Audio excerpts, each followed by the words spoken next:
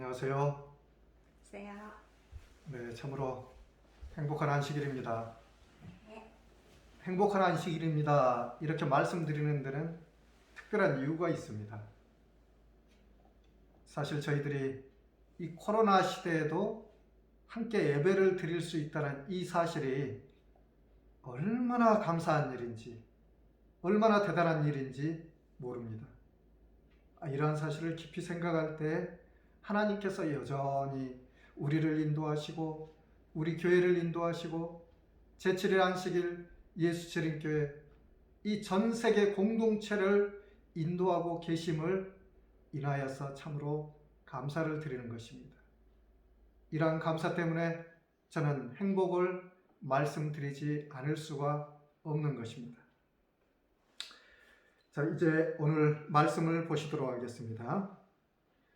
오늘 말씀은 열왕기상 17장 1절로부터 7절에 있는 말씀부터 보시도록 하겠습니다. 자, 우리 이정희 전도사님 한번 큰 소리로 읽어주시겠습니까? 길라세 우거하는 중에 디셉 사람 엘리야가 아합에게 말하되 내가 섬기는 이스라엘 하나님 여호와께서 살아계심을 두고 맹세하노니 내 말이 없으면 수년 동안 비도 있을도 있지 아니라 하니라. 여호와의 말씀이 엘리야에게 임하여 이르시되 너는 여기서 떠나 동쪽으로 가서 요단 앞 그릿 시내가에 숨고 그 시냇물을 마시라. 내가 까마귀들에게 명령하여 거기서 너를 먹이게 하리라. 그가 여호와의 말씀과 같이 하여 곧 가서 요단 앞 그릿 시내가에 머물매 까마귀들이 아침에도 떡과 고기를 저녁에도 떡과 고기를 가져왔고 그가 시냇물을 마셨으나 땅에 비가 내리지 아니하므로 얼마 후에 그 시내가 마르니라. 네. 자, 여기 보시면은 어떠한 말씀이 나와 있습니까? 자, 이스라엘 당시에 얼마나 큰 우상 숭배가 있었는지 우리는 역사를 통해서 보실 수가 있습니다.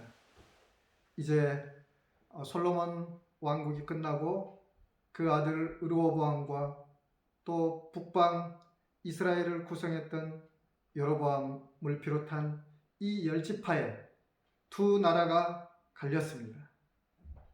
남북 왕조가 갈린 이후 벌써 70여 년의 세월이 흘러왔습니다. 그래도 남방 유다는 선한 왕들이 있었죠. 이 아수바를 아내로 둔 아사왕, 그리고 또한 이 아수바의 아들인 여호사밧, 이 선한 왕들이 있어서 하나님을 섬기는데 어떤 제약이 없었습니다. 그렇지만 우리가 아시는 바대로 북방 이스라엘은 그렇지 않았습니다. 처음부터 여로보암과 그의 아들 나답은 이 금송아지를 섬기는 일에 그들의 삶을 바쳤고 그 이후로 들어선 바사와 엘라, 시므리 왕들도 그들이 우상 숭배에서 돌아서기를 그치지 아니하였습니다. 그 다음에 들어섰던 이 강력한 정권이 있었는데 그 정권이 바로 오므리 왕조였습니다. 오므리 왕조는 그 아들 아하브 때 가장 큰 배도의 길로 들어선 것을 볼 수가 있습니다. 사람이 참 이 중요한 것 중에 하나가 아내를 잘 만나야 된다는 말이 있습니다. 그러니까 어떤 여자를 만나느냐에 따라서 남자의 삶은 달라집니다. 사실 남자를 움직이는 것은 여성입니다. 남자가 여성을 좌지우지할 것 같지만 실제로는 그렇지 않습니다. 항상 남자보다 더 강한 것은 보이지 않게 영향력을 끼치는 여자였습니다. 그러한 측면에서 아합은 아주 잘못된 길로 들어섰습니다. 왜?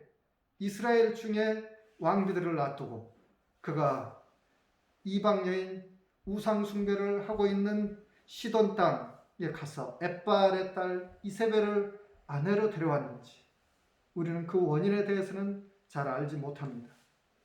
그러나 이세벨과 이 결혼을 통해서 아합은 그녀에 의한 그녀의 삶을 살게 된 것을 볼 수가 있습니다. 아합은 허울뿐인 왕이었고 실질적으로 아합을 조종하는 사람은 악한 여인 이세벨이었습니다. 이세벨은 바알을 더해서 이제 아세라상을 전국 곳곳에 이렇게 다 베풀어 놓고 사람들을 그곳에 유혹하여 여호와 대신 바알과 아세라를 섬기게끔 합니다. 참으로 안타까운 일이었습니다. 이제 온 이스라엘 땅은 하나님의 임재가 사라진 것과 같았습니다. 정말 이 정금이 빛을 잃어버린 것과 같은 그러한 시련의 시기가 이스라엘 온 땅에 임하게 됐습니다. 하나님의 신실한 종들은 그러한 일들에 대해서 경고하고 견책했지만 그 경고는 받아들여지지 않았습니다. 참으로 안타까운 일입니다. 이러한 때 하나님께서는 어떻게 하실지, 하나님께서는 잠잠하시고 이스라엘을 버리시는 건지, 이 남방 유다는 북방 이스라엘을 위해서 기도하고 있습니다. 다시 옛날처럼 하나가 될 수 있다면, 서로 하나님을 섬기고 이 강력한 하나의 왕국을 꿈꾸고 또한 다른 나라들을 견제할 수 있다면, 그러나 그러한 기도에 대해서 하나님께서는 마치 침묵하고 계시는 것처럼 보였습니다. 그러나 한 사람이 길르앗에 우거하고 있었는데 오늘 본문에서 보셨던 디셉 사람 엘리야입니다. 선지자 왕 119쪽에는 이렇게 기록이 되어 있습니다. 아합의 시대 요단강 동편 길르앗 산중에 신앙과 기도의 사람이 살았는데 그의 두려워할 줄 모르는 봉사는 이스라엘 중에 신속히 퍼지는 베드로를 막도록 되어 있었다. 이름 있는 도시들로부터 멀리 떨어져 있었고 평생 높은 지위를 차지한 일이 없는 디셉 사람 엘리야는 자기 앞에 길을 준비하신 하나님의 목적에 대한 확신을 가지고 그의 사명에 임하여 크게 성공을 거두었다. 신앙과 능력의 말씀이 그의 입술에 있었고 그의 전생에는 개혁 사업에 바쳐졌다. 그는 죄를 책망하고 악의 조수를 물리치는 광야에서 외치는 소리였다. 엘리야가 죄를 책망하는 사람으로서 백성들에게 나아갈 때 그의 기별은 고침을 받고자 하는 죄로 병든 모든 영혼들에게 길르앗의 유향을 제공하였다. 엘리야가 우상 숭배에 깊이 빠져들어가는 이스라엘을 바라볼 때 그의 마음은 고통스럽고 의분이 일어났다. 우리는 죄에 대해서 탄식할 수 있어야 되고 의분을 가질 수 있어야 됩니다. 그렇지만 엘리야에게 더 중요한 마음이 있었는데 산중은신처에서 이 베드로를 바라본 엘리야는 슬픔을 억제할 수 없었다. 이렇게 영감의 글은 기록되어 있습니다. 저는 여기서 엘리야의 마음을 보게 됩니다. 그는 참으로 이스라엘 백성들을 사랑했고 죄에 대해서 강력하게 견책할 수 있었고 의분이 일어나서 분노할 줄 알았습니다. 그렇지만 그의 가장 밑바닥에는 그들의 동료 곧 이스라엘 사람들에 대한 깊은 애정을 숨길 수 없었다라는 사실입니다. 견책에 앞서서 그의 마음은 자애로운 마음, 불쌍히 여기는 동정의 정신이 있었다라는 사실입니다. 이제 엘리야는 정말 이 이스라엘이 이 죄 중에서 떠나기 위해서는 어떠한 하나님의 형벌이라도 내려서 이스라엘이 정신을 차렸으면 좋겠다라는 그러한 탄원의 기도를 드렸습니다. 그러나 놀랍게도 그 기도는 응답이 됩니다. 본문의 말씀처럼 엘리야가 기도했더니 이제 오랫동안, 야고보서 5장 17절 18절 말씀은 엘리야는 우리와 같은 성정이로되 그가 기도한즉 3년 반 동안 비가 내리지 않았다라고 기록되어 있습니다. 또한 그가 기도한즉 다시 비가 내렸다라고 기록되어 있습니다. 형벌에 대한 하나님의 기별을 아합에게 누군가는 전달을 해야 되는데 놀랍게도 하나님께서는 그렇게 기도했던 엘리야를 사환으로 보내시게 됩니다. 참으로 두려운 일이지 않습니까? 이 강력한 왕궁에 들어가서 그 기별을 전한다는 것은 죽음을 무릅쓰지 않으면 안 되는 일이었죠. 그러나 엘리야는 담대하게 그 길을 갈 수 있었습니다. 왜냐? 그는 첫째로 하나님의 말씀을 사랑했기 때문입니다. 하나님의 말씀은 살아있는 겁니다. 하나님의 말씀은 선을 위해서 살던 사람들이 죽더라도 그 영혼은 다시 살 것에 대한 약속의 보증이 있습니다. 그러나 그 사람이 담대하게 나갈 때 또한 여호와의 천사들이 그를 보호한다라는 사실도 약속이 되어 있습니다. 어찌됐든 이렇게 죽으나 또한 하나님께서 보호하셔서 살리시거나 그건 하나님의 소관이지만 두려워할 이유가 전혀 없었던 것입니다. 하나님을 사랑하는 마음, 그 백성들을 사랑하는 그 열렬한 마음이 엘리야를 왕궁으로 인도하게 된 계기가 된 것입니다. 그는 조금도 두려워하지 않고 이 고통받는 이스라엘이 속히 길르앗의 유양과 같은 예수 그리스도로 말미암아 고침을 받고 회개하기를 강력하게 촉구하는 그 마음으로 왕궁에 향하여 가서 그의 기별을 전할 수가 있었습니다. 그리고 거기서 더 이상 머뭇거리지 않고 재빨리 하나님의 말씀을 따라서 그리 시냇가에 숨어 있었습니다. 자, 여기서부터 이제 하나님께서 엘리야를 얼마나 놀랍게 쓰시고 성공적으로 인도하시는가를 우리는 확인할 수 있습니다. 그리 시냇가에 숨었을 때 뭐가 날아왔죠? 네, 까마귀가 날아와서 그의 매일의 양식을 공급하였습니다. 그러나 그는 거기서 오랫동안 머물지 아니하고 또한 하나님의 말씀을 따라서 사르밧 과부에게로 찾아가게 됩니다. 그런데 참 재밌는 사실입니다. 저는 이 사르밧이라는 지명이 이세벨의 고향인 시돈 땅이었다는 데서 놀라움을 금치 않을 수가 없습니다. 하나님께서는 가장 큰 이 죄악의 본산지인 시돈 땅에도 하나님을 진실로 사랑하는 하나님의 백성이 있다는 것을 엘리야를 통해서 보여주셨다는 것에 놀라움을 금할 수 없습니다. 그러나 이 여인은 과부였습니다. 과부지만 아주 지독히도 가난한 과부였습니다. 이제 마지막 물과 기름과 떡을 가지고 마지막 먹고 아들과 더불어서 이제 죽음을 기다리는 그런 여인이었습니다. 그러나 엘리야는 하나님의 말씀을 따라서 담대하게 그 여인에게 먹을 것을 공급해달라고 요청을 하게 됩니다.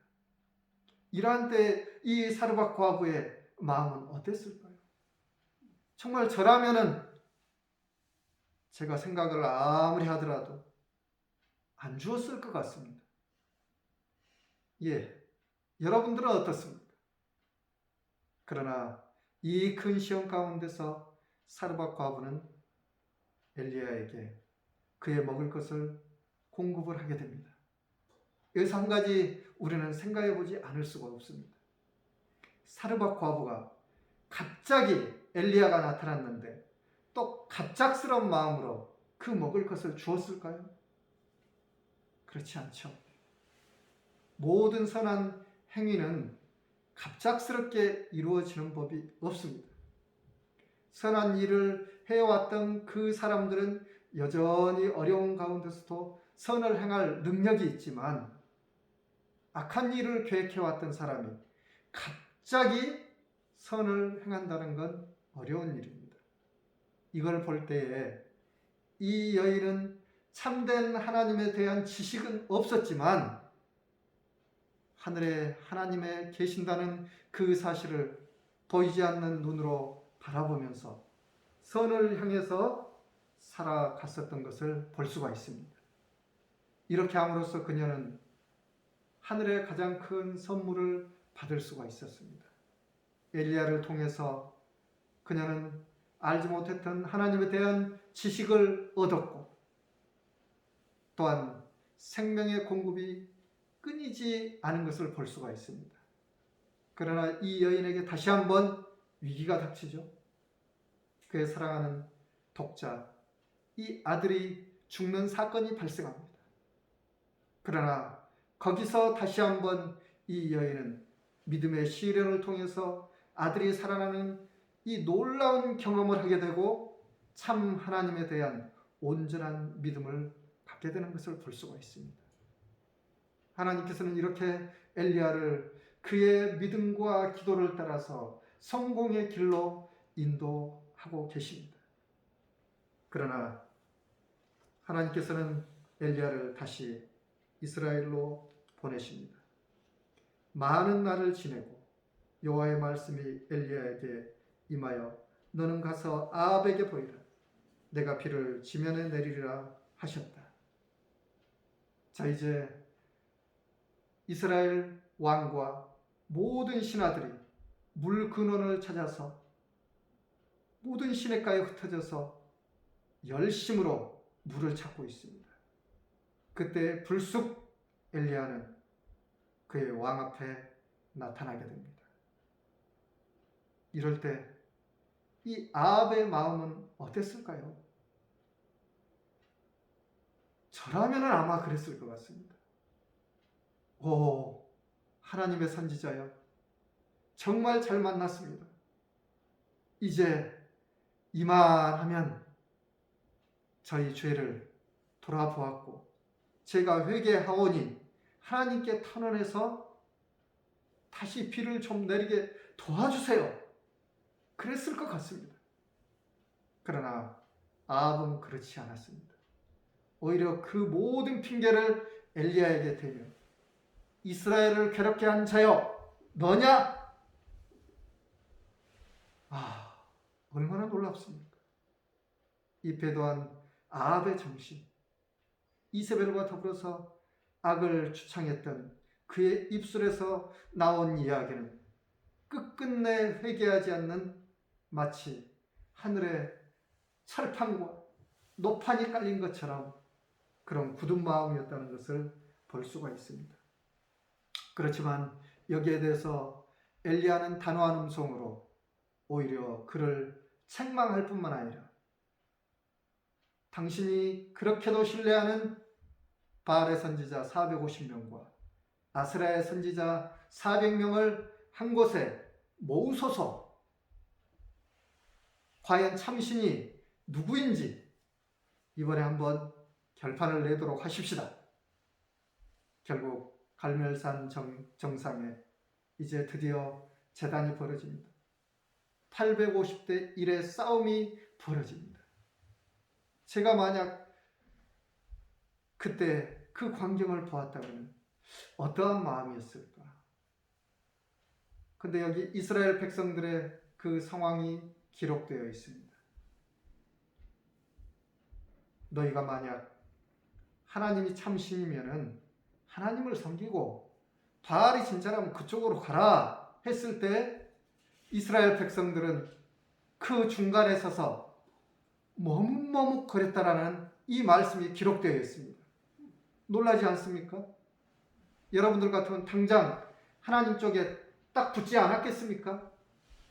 그러나 이스라엘은 너무나도 깊이 죄에 빠져 있었고 참 하나님에 대한 분별력을 이미 잃어버린 상태였습니다. 그 상황 가운데서 이제 엘리야는 바알과 아세라의 선지자들에게 명령합니다.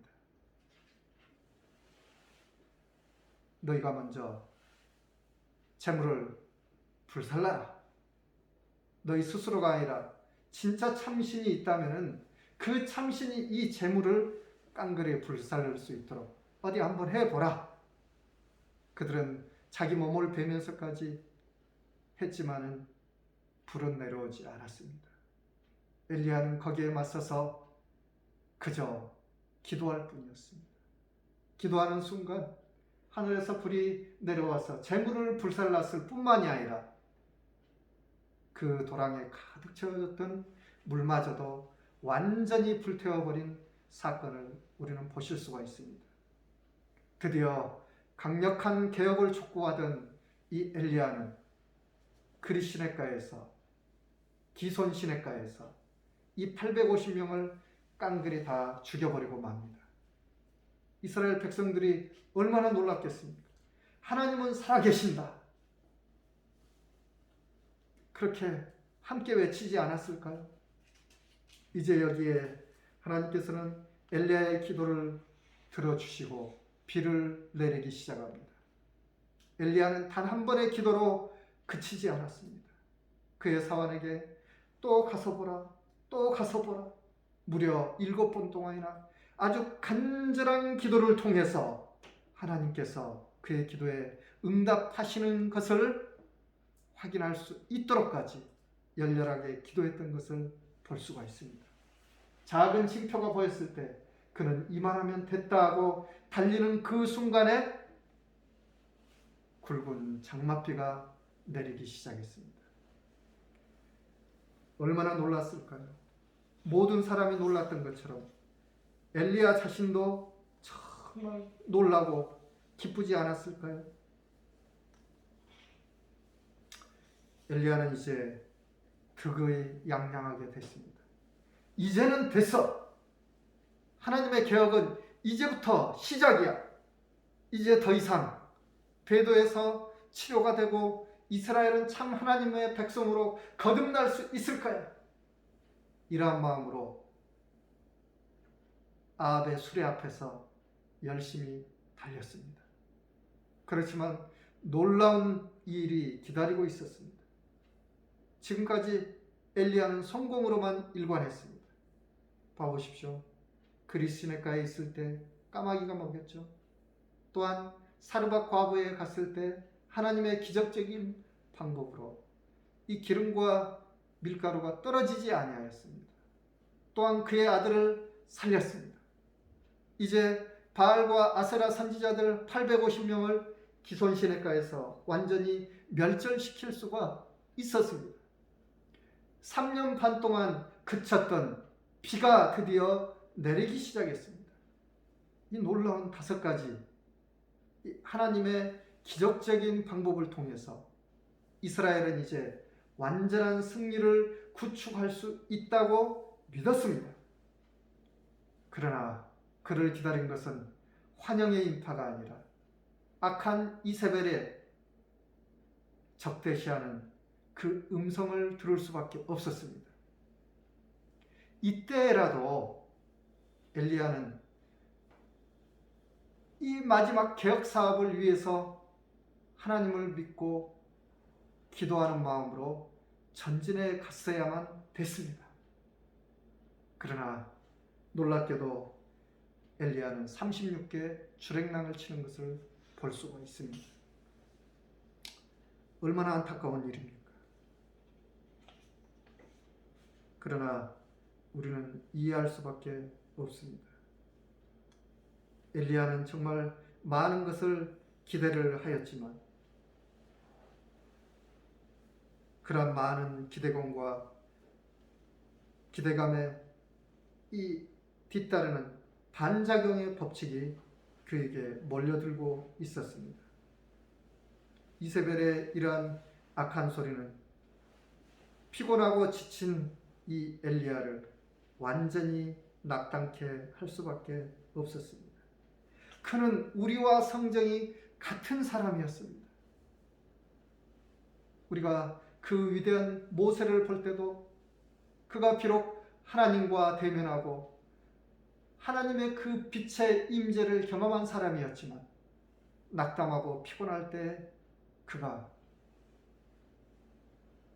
큰 실수를 했던 것처럼 엘리야 또한 더 이상 전진하지 못하고 하나님께 피할 수밖에 없었던 것을 볼 수가 있습니다. 그렇지만 하나님께서는 엘리야를 버리지 않으셨습니다. 여기서 우리는 한 가지 아주 중요한 사실을 발견하게 됩니다.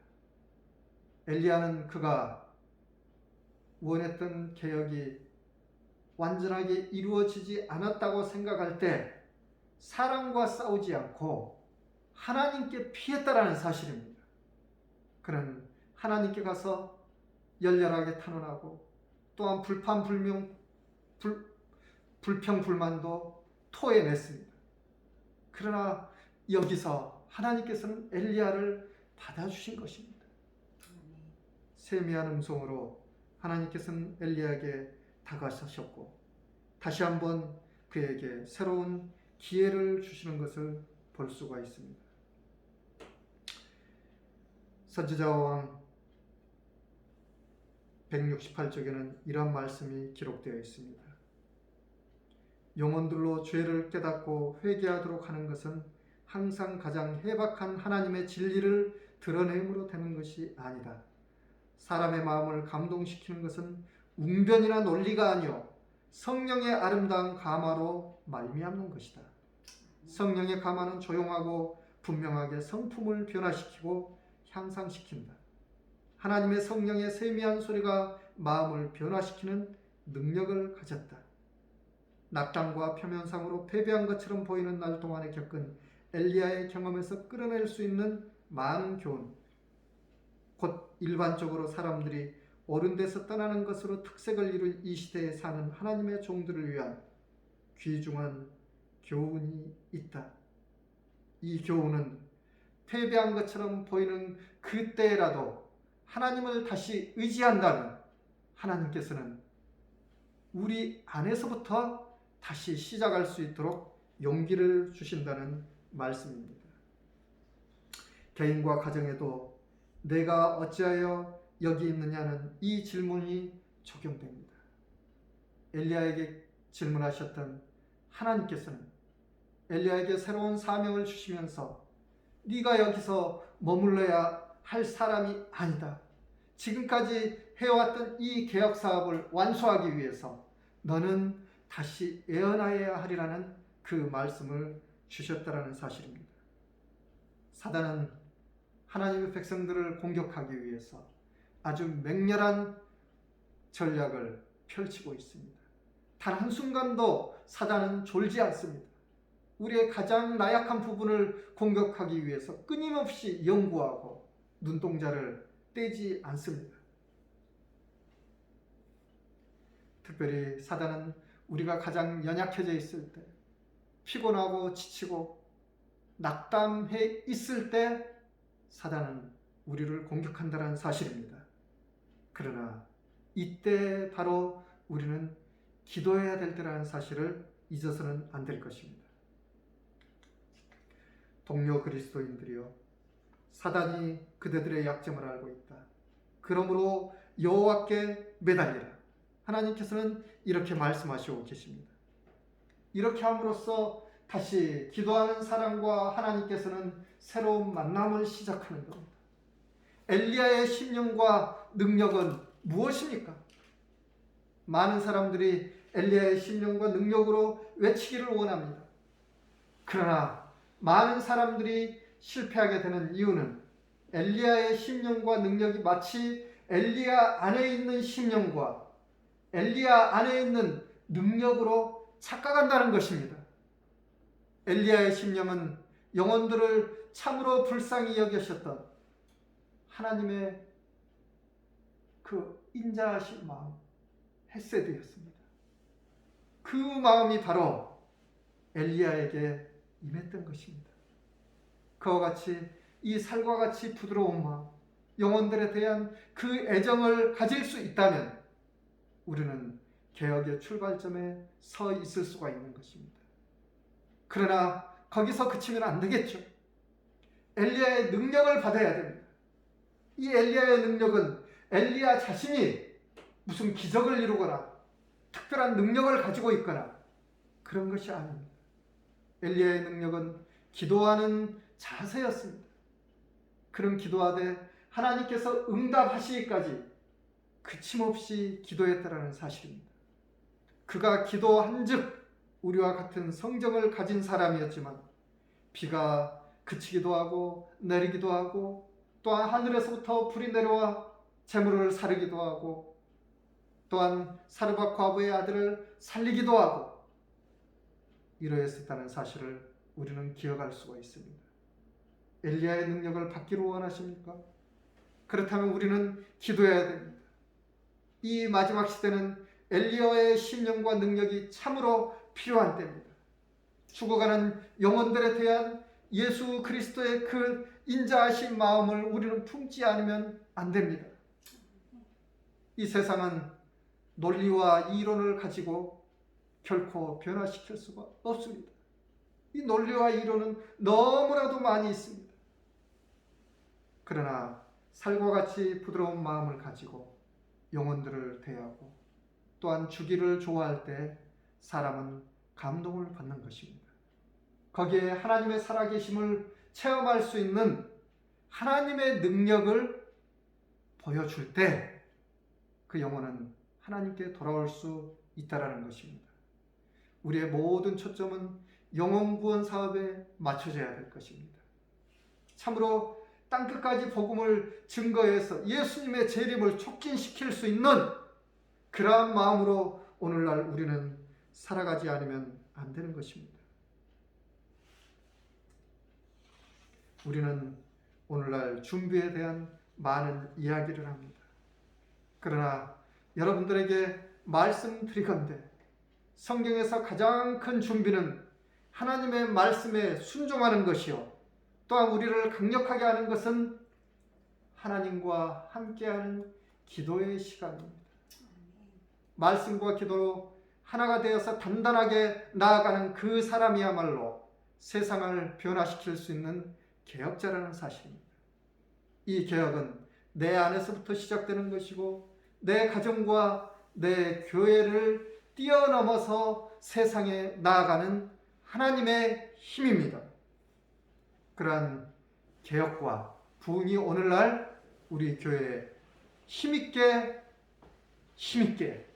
다시 한번 전개되기를 간절히 바라면서 말씀을 줄이도록 하겠습니다. 감사합니다.